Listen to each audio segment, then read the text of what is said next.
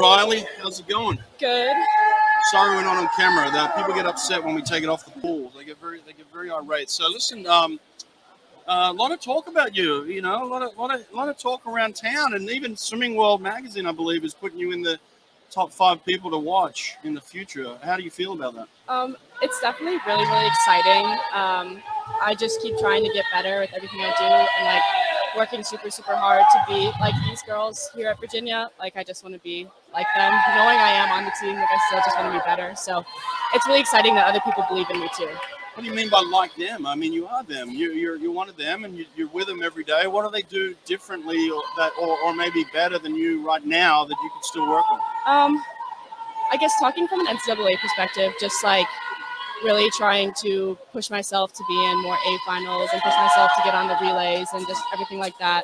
Obviously, everything's super competitive here, so I always have people to work off of and like get better while training with. So, do you like that competitive vibe? Like in terms of tension, it can create a lot, right? So, how does it manifest in the training group? I love the competitive aspect of it. Honestly, I didn't want to go to a team where I could just like cruise through practice and like kind of be at the top. I've always wanted to push myself to be the best that I can be.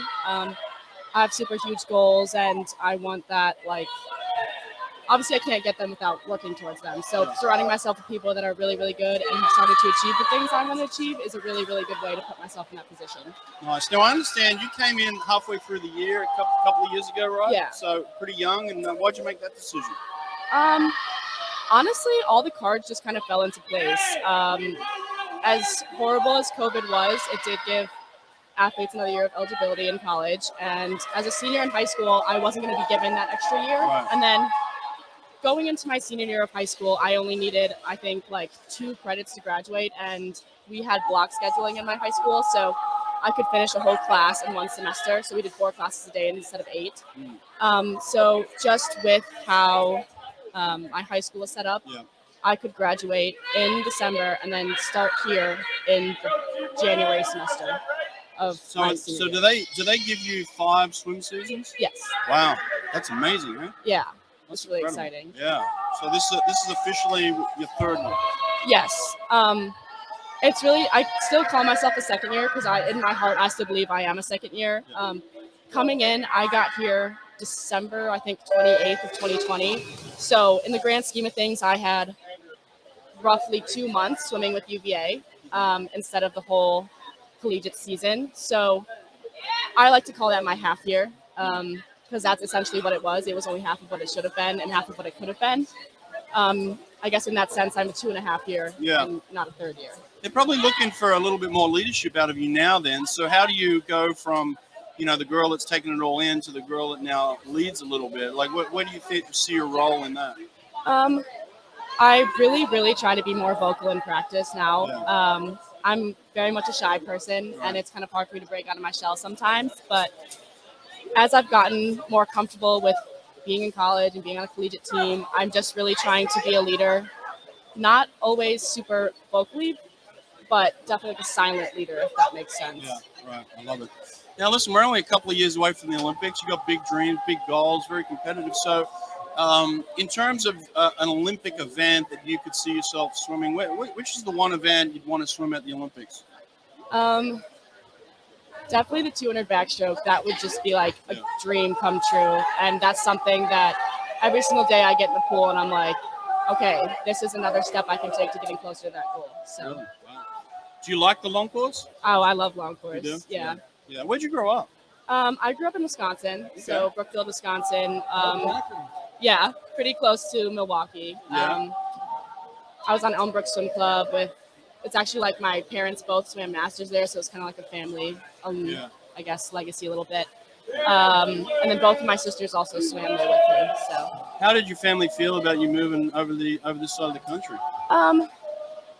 They were pretty okay with it. My dad is originally from South Africa, so he came to the United States to swim in college. So he. Oh wow! Where did you swim? He swam at Nebraska with my mom, so they both swam at Nebraska. Awesome. And how old are your parents? They must be around my age. Yeah. How old's your dad? 51 or 2. Okay, he's only a little bit older than me. Yeah. So he would have swum in college probably in the mid-90s. Mm-hmm. Yeah. Right around the time where they actually cut the program, right? Yeah. On the men's side. Yeah, I think he had been graduated for a couple years before that. Okay. He may have swum with a guy that I'm really friendly with, Adam Pine. Ask your dad if he knows Adam Pine Okay, and I Sasha will. Pine. Okay. Ask your parents if they know those two. So that's cool. Oh wow, little family history. Hey, what did your parents swim in college? My dad did mostly sprint freestyle. Good for him. Smart man. Yeah, and then also did a little bit of breaststroke, I think, a little bit of backstroke when he was Okay. younger, Nice. but mostly sprint free. And then mom, what did she swim? She also was sprint free and could go up to the 200, but she only started swimming in high school, so she was pretty new to the sport even in college. Wow. So you got a little bit more mid D in you. How'd you get those genes? No sprint there? Don't really know. I think I kind of haven't quite tapped into my sprint potential yet, to be honest. No. I guess in high school I did a little bit more sprinting because my first 3 Olympic trial cuts were all in the hundreds. It was 100 fly, 100 back, 100 free. Yeah.